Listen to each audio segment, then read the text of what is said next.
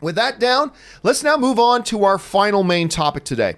And our fifth and final main topic today gets sent in to us from Abner Millán, who writes, "We are a few days away from San Diego Comic-Con. Yes, indeed we are. Leaving tomorrow. Yes, I am really excited. Your panel sounds really interesting," which thank you for reminding me. I got to plug my panel here in just a minute. But anyway, Marvel Studios will be there. Marvel Games will be there as well. A lot of surprises. I want to see it all. But there is one problem. I won't be able to go. And not just me, thousands of people won't be there either. Why Marvel, Universal, or whoever is in a panel for Hall H cannot stream their presentations just like Star Wars Celebration or an Apple's Keynote? All right, thanks a lot for the question, Abner. And it's not just thousands, Abner, who ain't going to be there. It's millions are not going to be able to be there. That 200,000 people are about to descend on San Diego for Comic-Con, but that leaves millions and millions and millions of people who can't.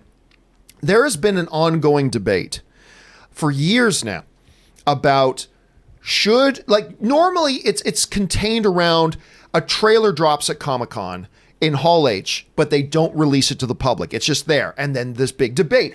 We fans should not be made to wait when those other people got to see it. I shouldn't be punished because I live in, I don't know, North Carolina. I shouldn't be punished that I can't afford to take the time off work and fly out to California and get a hotel and feed myself and buy a Comic-Con pass. I shouldn't be punished and not see it while those people get to see it. There's been that argument. And I've always been on the other side of it. This specific argument about Hall H, a couple of interesting things to keep in mind about Hall H. It's not just the massive amount of people, Rob, who can't be there.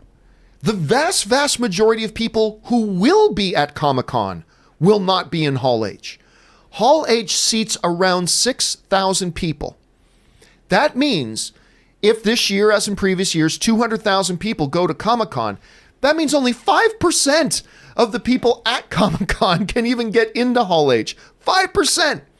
When Marvel does its big Hall H presentation on Saturday evening, only 5% of the attendees at Comic-Con are going to be able to get in. So it's not just the people who can't get there. It's also the people who are there but can't get into Hall H.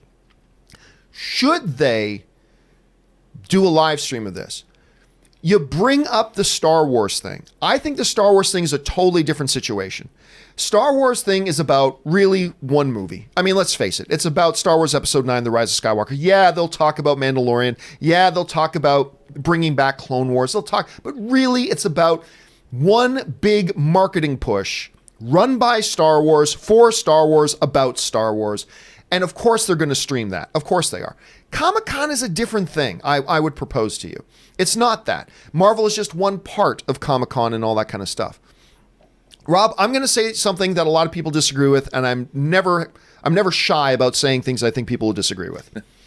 They shouldn't live stream it. They shouldn't. Now, don't get me wrong.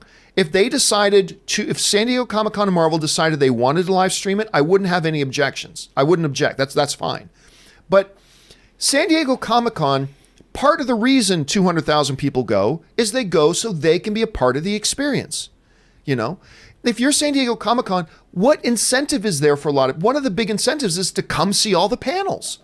If you're just going to put them online a little bit later, one of the reasons I don't go to more NFL football games is because I can sit on my fat ass in my living room with a bowl of Doritos, a 2-liter of Coke, and turn on the TV and just watch it. That if it wasn't on TV for me to watch, I'd go to a lot more NFL football games than I already do. So, I mean, there's that. There's an exclusive part of that. San Diego Comic-Con wants San Diego Comic-Con to be something that people go and visit and be a part of. I've also always felt, Rob, that just because somebody gets something doesn't mean you were excluded. Like, just because somebody was given something special doesn't mean, you know what it reminds me of? This horrible, stupid thing that started happening a few years ago when a kid would have a birthday party and every kid got a present because you can't be excluded. No, it's that kid's birthday. If it wasn't his birthday, you weren't going to get a present. So since it is his birthday, there's nothing wrong with you not getting a present. Let the kid get the present. It's his birthday. I think there's something to be said about the exclusiveness of the experience. Make it special for people who did get to go down there. And look, I would argue for the other side if the case was, well, you know, Marvel put together this trailer And they were going to release it to the whole world, but they decided to withhold it from the world just to show it at Comic-Con. That's not the case. If Comic-Con wasn't happening, this panel wouldn't be happening. It's just that simple. So it's not like the world is being robbed of anything. They weren't going to get it anyway. But for those of you who came to Comic-Con, we got something a little bit special for you. And then whatever comes out of this panel is going to be online 5 minutes later anyway. Like, if they do drop a trailer, eventually it'll be online. If they drop news, that news is going to be tweeted about 3 seconds after it's announced. So, I don't know. I don't buy into this. Every kid at the birthday party should get a present. Every kid who participates should get a trophy. I'm just not, I don't buy into that. I think it's cool to have something that's special for a group of people who made the trip, understanding that you weren't going to get that anyway if this thing didn't exist. Anyway, there's a lot of pros and cons to be weighed here, Rob. I just completely took the one side, but what do you see as the merits or demerits possibly should these Hall H panels be live streamed? What do you think about that? Well, this is going to be my 31st Comic-Con. Woo! Yeah, go all the way back to the 80s, man. Now, I'm of two minds about this. I agree with you in the sense that I think streaming these panels would be incredibly difficult. It would be difficult, because technically, already San Diego's infrastructure in terms of the internet is taxed between everyone's cell phones and broadcasting and live streams. I don't know how they handle it. The whole town should burn up. But I mean, you heard it here first. Everybody. It's incredible. But you know, one of the things that I've seen a lot of incredible panels over the years at San Diego, and sometimes it's made me sad that the information or the things that people say, because they get so many great professionals in the field of filmmaking and television and comic books and even authors who are writing novels. There's so much great information that's being imparted to the audience. It seems a great tragedy that all of that information isn't being preserved. Like, I would love to film every panel and, like TED Talks or something, put them up 6 months later. You know, have them so people have a repository of amazing amounts of knowledge. But I agree with you. Like, there's something about the immediacy, like when you were in Hall H, when Tom Hiddleston came out dressed as Loki and they announced the title Age of Ultron. I mean, that was insanity. It was so amazing, and nothing could. That I was in Hall H. I was like a little kid. I was screaming like a little boy. I was 5 years old when he came out dressed as Loki. And then when they announced the title of Age of Ultron, I literally leapt out of my seat. A grown man with one foot in the grave. Couldn't believe that it was called Age of Ultron. I loved Ultron. He's one of my favorite Avengers villains. And there, you know, if it was filmed, I think like what you say, there's a specialness about Comic-Con. And I'm sorry if you've never gone. That's your fault. Figure it out. You know, I like being part of the elite privileged members who get to go to Comic-Con. I'm not going to lie. And I think that my excitement might be somewhat diminished if I knew that, you know, I could sit at home and, I don't need to go this year. I'll just watch it online. I like the exclusive nature of it. There's a reason why it's great to be in the VIP section. I got to sit in the VIP section at Comic-Con with George R.R. Martin. Just me and him, chilling out at a VIP section at a party with Melinda Snodgrass. Thank you, Melinda. Just the three of us, chatting Thrones. Thanks. You know, you bring up an interesting point there, Rob, about the notion of recording these. You know, you guys will remember that for a while I worked with Lionsgate, and Comic-Con HQ was a new endeavor by Lionsgate in partnership with Comic-Con. One of the original ideas about Comic-Con HQ was that they were going to put a film crew in every single room at Comic-Con to film every panel and put them up on Comic-Con HQ. Not necessarily. I think there was going to be a big delay, though. It wasn't going to be live streamed, and it wasn't going to be within the first couple of weeks. But eventually, all those things would have been on there. It was an ambitious. How'd that work out for him? Didn't work out. Actually, the entire Comic-Con HQ thing didn't work out very well. And I'm sure somehow that was my fault. Anyway, that was an interesting idea and one I would be all for. I think to have a depository, even if it doesn't come out till 4 months later, of all these panels, I think would be remarkable. And I would pay a $25 a year fee to have access to that. I mean, I completely would. But anyway, we're getting off topic here a little bit. Aaron, you and I, we first met each other. We did. At Comic-Con. At a panel. At a panel, as a matter of fact. That was not being live streamed. But that's where you and I met. But, you know, there are these big things, and it's not just the people not there.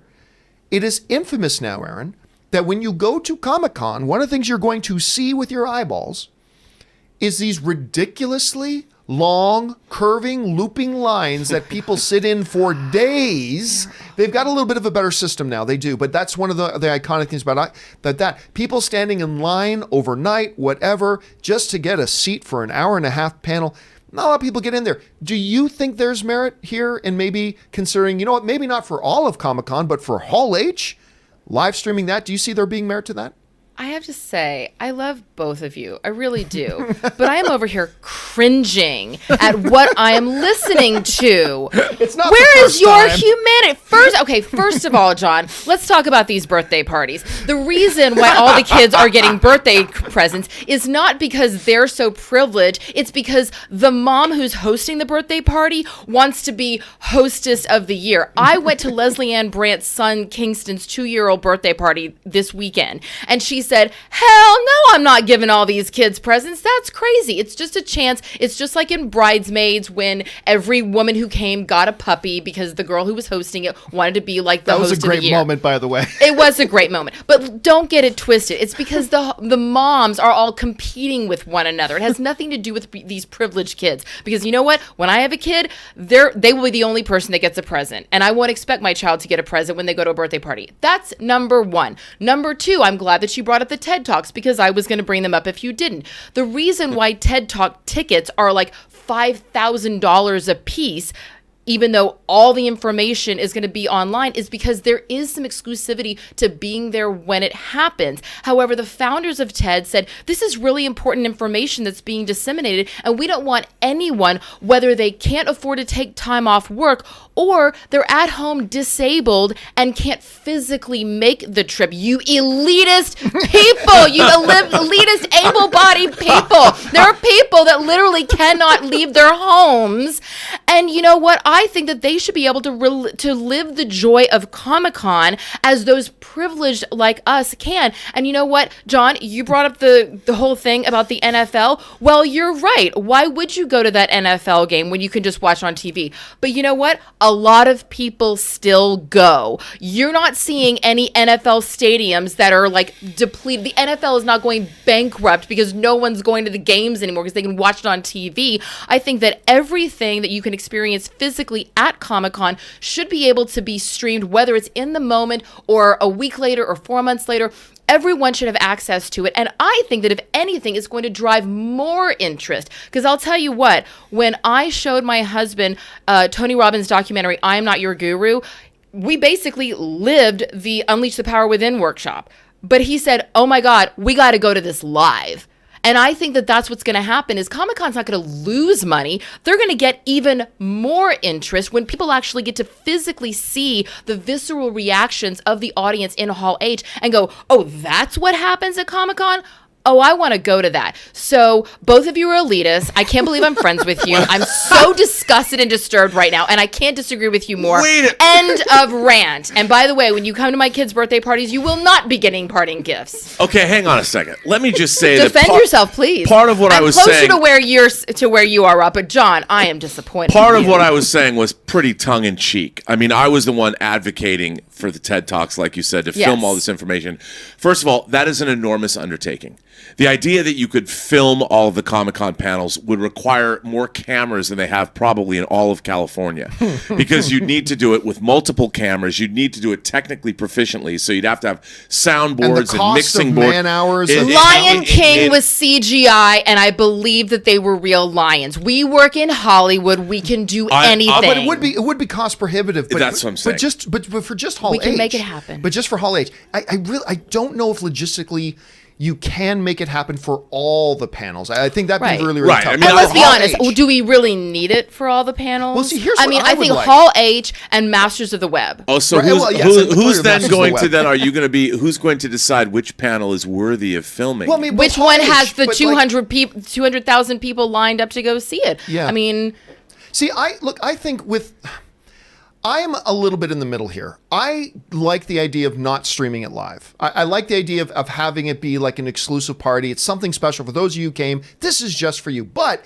I'm also of the mind, like I said a little bit earlier, I would advocate the idea of somehow, some way filming not just Hall H, but filming all of them and doing like TED Talks does, and then eventually putting them online as a repository so everybody can watch all of them. Because there are some small little panels that get done where there's 25 people in the room.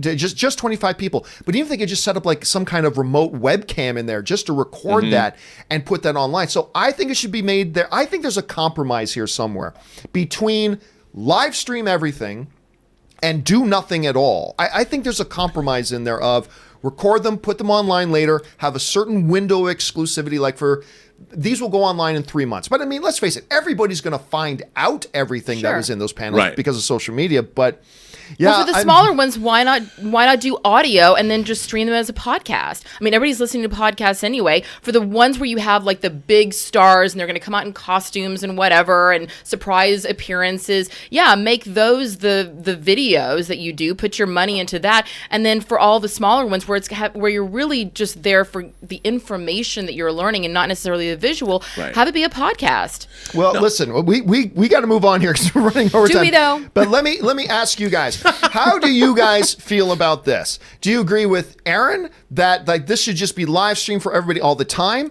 Do you believe correctly, like the elitists, me and Rob, that me and Rob, the elitists, should put this thing up? But actually, or do you like the idea of somewhere in between about having, film them all and then have them available online a little bit later? I don't know. Where do you guys fall in this? Jump down to the comments section below and let me know your thoughts. And spirited discussion coming on here for that. All right, guys.